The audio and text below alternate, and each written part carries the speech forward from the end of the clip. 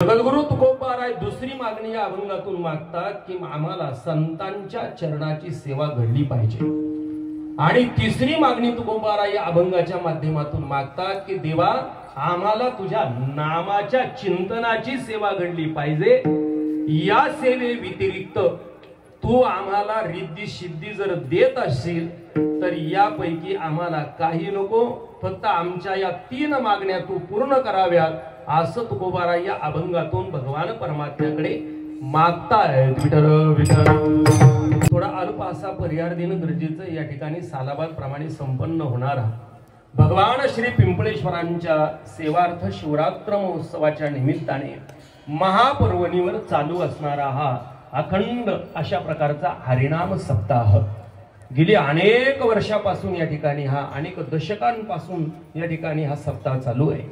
स्वनंद सुख निवासी प्रातस्मरणीय गुरुवर्य नानांच्या आशीर्वादाने चालू असणारा अखंड हरिनाम सप्ताह। नवीन नवीन नानांनी या ठिकाणी या सप्ताहाची मूर्त मेढ लावली आणि नानांच्याच आशीर्वादाने जर आज पाहिलं तर या ठिकाणी भव्य दिव्य अशा प्रकारचा हा सभामंडप, एवढं सुंदर अशा प्रकारची वास्तू नाना होते तेव्हाच या ठिकाणी ही वास्तू उभी राहिलेली होती। नानांच्या नंतर जर पाहिलं तर ही वास्तू होती, पण वास्तू भोवतीलचा असणारा जो काही परिसर आहे हा परिसर तसाच होता। इथे पायऱ्या नव्हत्या वर चढायला, इकडून रस्ताही त्या ठिकाणी नव्हता आणि पिंपळेश्वरांच्या इकडच्या बाजूला पलीकडने पटांगण होतं, स्वयंपाकाचं वगैरे सगळी सोय होती, पण हे पटांगण नव्हतं। एवढं काही या ठिकाणी नाना होते तोपर्यंत भव्यता निर्माण झाली नाही, पण नानांच्या जाण्यानंतर ही भव्यता निर्माण झाली। सुदैवाने आज जर नाना असते ना तर नानांना खूप मोठा या ठिकाणी आनंद झाला असता। विठ्ठल विठ्ठल माध्यमातून तीन मागण्या भगवान परमात्म्याकडे मागतायत। जगद्गुरु तुकोबारायांचं समग्र जीवन जर आपण पाहिलं तर त्या ठिकाणी आपल्याला तुकोबारायांच्या तीन अवस्था पाहायला मिळतात। पहिली अवस्था तुकोबारायांची आहे ती संसारिक अवस्था। जगद्गुरु तुकोबारायांची दुसरी अवस्था जर पाहिली आपण तर ती आहे साधक अवस्था आणि जगद्गुरु तुकोबारायांची तिसरी अवस्था जर आपण पाहिली तर ती आहे मुक्ताची अवस्था। संसारिक अवस्था जर पाहिली तर संसारिक अवस्था ही अपेक्षांनी युक्त अशा प्रकारची असते, कारण संसारिकाच्या अपेक्षा आशा कधी त्या ठिकाणी पूर्ण होत नाही। शास्त्रकार बोलताय की तृष्णान जीर्णावयमेव जीर्णाः, माणसाचं शरीर दादा जीर्ण होतं पण माणसाच्या आशा मात्र त्या ठिकाणी कधीच जीर्ण होत नाही।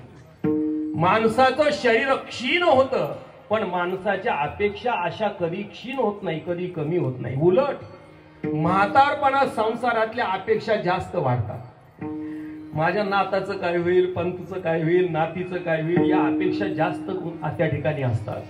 संसारिक अवस्था जर पाहिली तर ती अपेक्षांनी युक्त अशा प्रकारची संसारिक अवस्था आहे। पण तुकोबारायांची संसारिक अवस्था जरी पाहिली तरी तुकोबाराय या संसारामध्ये त्या ठिकाणी जास्त गुंतले नाही।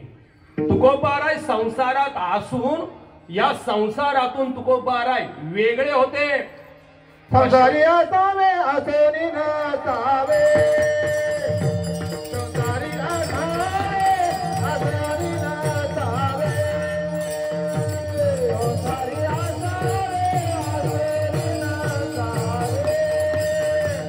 संसारी असावे असे नसावे, भजन करावे वेला, हे भजन करावे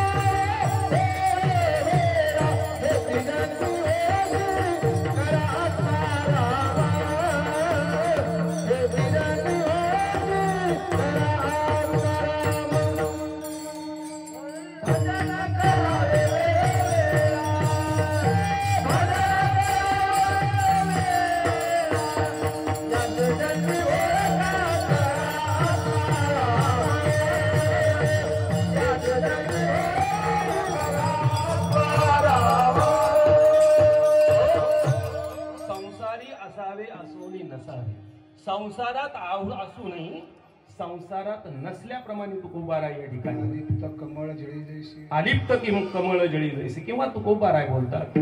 एखादं आपण नाटक पाहतो, त्या नाटकामध्ये एखादा नट गोळी लागून मरतो, मग तो काय मेलेला असतो का? मेलेला नसतो. त्याने तेवढ्या पुरतं ते फक्त काय केलेलं आहे, नाटक केलेलं आहे. नटनाट्य वगे संपादिले सो. तुकोबाराय सांगतात, एखादी स्फटिकाची शिळा ती हिरव्या पानावर ठेवली तर आपल्याला हिरवी दिसते, लाल पानावर ठेवली तर ती आपल्याला लाल दिसते, केसाच्या बुंजक्यावर ठेवली तर ती आपल्याला फुटल्यासारखी दिसते. पण ती जर शिळा उचलली, लालही नाही, ती हिरवी नाही, ती फुटलेली नाही, ती त्या उपाधीपासून वेगळी आहे. विठ्ठल विठ्ठल. तर या संसाराचं यथार्थ स्वरूप तुकोबारायांनी त्या ठिकाणी जाणलं. कशाने जाणलं? 4 गोष्टींनी जाणलं. पहिलं त्या ठिकाणी संसाराचं स्वरूप तुकोबारायांनी जाणलं ते म्हणजे विचाराने. संसाराचं स्वरूप जाणलं ते म्हणजे अनुभवाने. संसाराचं स्वरूप जाणलं ते संस्काराने. आणि संसाराचं स्वरूप जाणलं ते म्हणजे त्या ठिकाणी ज्ञानाने. या 4 गोष्टीने संसाराचं स्वरूप जाणलं. विचार केला या संसारावर आणि मग तुकोबारायांना कळालं की हा संसार कसा आहे. करिता विचार तो हा दृढ संसार. ब्रह्मादिका पार उल्लंघवे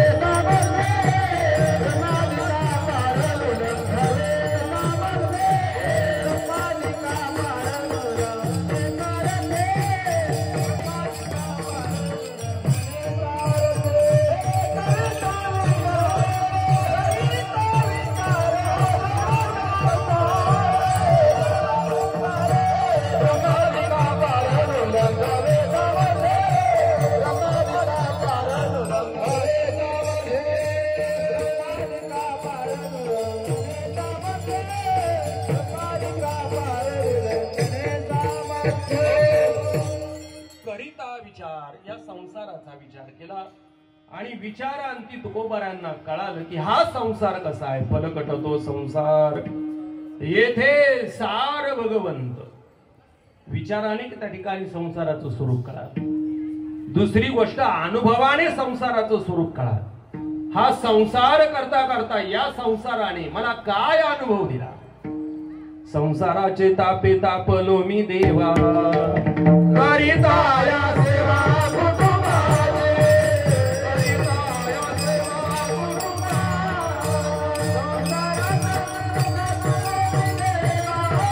करिता या सेवा संसार. त्यानंतर तिसरी गोष्ट संसाराचं स्वरूप कळालं ते संस्कार आहे. तुकोबारायांवर एका जन्मातले संस्कार नव्हते, तर तुकोबारायांवर 4 जन्माचे मागचे संस्कार होते. त्या संस्काराने या ठिकाणी संसाराचं स्वरूप कळालं. आणि चौथी गोष्ट ज्ञानाने या संसाराचं स्वरूप कळालं. कारण ज्ञानाने या ठिकाणी संसार कसा आहे हे त्या ठिकाणी कळतं. हा संसार कसा आहे. फलकट तो संसार येथे सार भगवंत हे कळालं. आणि मग जगद्गुरु तुकोबाराय या ठिकाणी अस्थिर असणाऱ्या संसारातून स्थिरता मिळवण्यासाठी साधक अवस्थेमध्ये तुकोबाराय गेलेले. मग साधक अवस्था तुकोबारायांना प्राप्त झाली.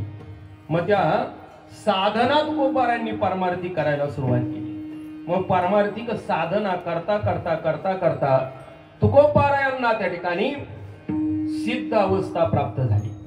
मग सिद्ध अवस्थेत गेलेले जगद्गुरु तुकोबाराय मग त्या सिद्ध अवस्थेत भगवान परमात्म्याची भेटही तुकोबारायांना झाली. आणि भेटी अंती जगद्गुरु तुकोबाराय देवाला सांगायला लागले, देवा अरे मला या जीवनामध्ये काही नको आहे, मला फक्त एकच पाहिजे, ती म्हणजे तुझी सेवा. तुझी सेवा पाहिजे, बाकीचं काही नको. तू देत असला तरी आम्हाला नको. तू देवा देत असला ना तरी आम्हाला काय काय नको. अभंगाच्या 2ऱ्या चरणात तुकोबाराय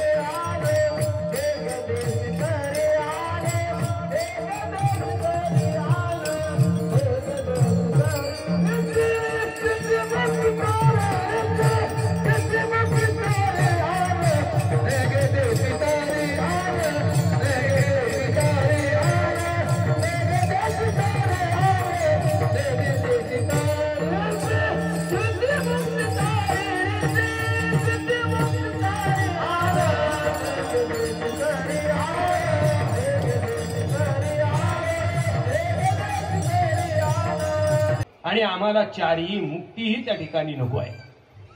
पहिली गोष्ट जर पाहिली, रिद्धी सिद्धी या दोन गोष्टी जर पाहिल्या तर ह्याही सहजासहजी मिळत नाही. तुकोबारायांना मिळत असताना जगद्गुरु तुकोबारायांनी या ठिकाणी या दोन्ही गोष्टींचा त्याग सहजतेने केला. रिद्धी सिद्धी प्राप्त करण्यासाठी योगी मंडळी 12 वर्ष त्या ठिकाणी तपश्चर्या करतात, तेव्हा कुठेतरी रिद्धी सिद्धी प्राप्त होते. पण रिद्धी सिद्धी जर प्राप्त झाली तर त्या रिद्धी सिद्धी प्राप्त झाल्याचा अभिमान त्या ठिकाणी वाढला जातो. त्याचा काय होतो? अभिमान वाढला जातो, अभिमान. म्हणून तर आमचे निळोबाराय म्हणतात, देवा आम्हाला याच्यापैकी काहीच नको, विठ्ठल विठ्ठल. प्राप्त झाली त्याचं पुण्य जोपर्यंत आहे तोपर्यंत फरक पडतो आणि लोकांना त्या ठिकाणी काहीतरी देऊन देऊन देऊन देऊन त्याचं पुण्य क्षीण होऊन जातं आणि मग त्याची रिद्धी सिद्धी ती निघून जाते, त्या पुण्याचा क्षय होतो. हे रिद्धी सिद्धीच्या भानगडीत आमचे संत महात्मे पडतच नाही. कारण रिद्धी सिद्धी प्राप्त झाली की लोकोपचार चालू होतो, लोकांची गर्दी माणसाकडे चालू होते आणि परमार्थाला लोकांची गर्दी ही पोषक नाही तर परमार्थाला अधोगती निर्माण करणारी आहे. म्हणून तर तुकोबारायांना म्हणावं लागलं, तुका म्हणे आम्हा एकांताचा वास नाही गुणदोष येत अंगा किंवा अंगा येत.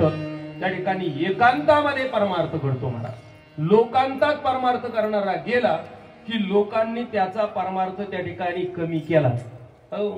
लोक त्याच्या पाठीमागे उपाध्या लावून देतात बऱ्याच आणि मग तो काय होतो, त्या उपाध्यांमध्ये गुंततो आणि भगवत चिंतनाला त्याला वेळ भेटत नाही. म्हणून एकांतातली गोष्ट म्हणजे परमार्थ आहे, लोकांतातली गोष्ट म्हणजे परमार्थ नाही. म्हणून तर साधकाला तुकोबाराय उपदेश करताना बोलतात, बाबा अरे तुला राहायचं असेल ना तर बांगल्यात राहू नको, आलिशान बंगल्यात राहू नको. तुला राहायचंय ना तर त्या ठिकाणी आश्रमाशी स्थान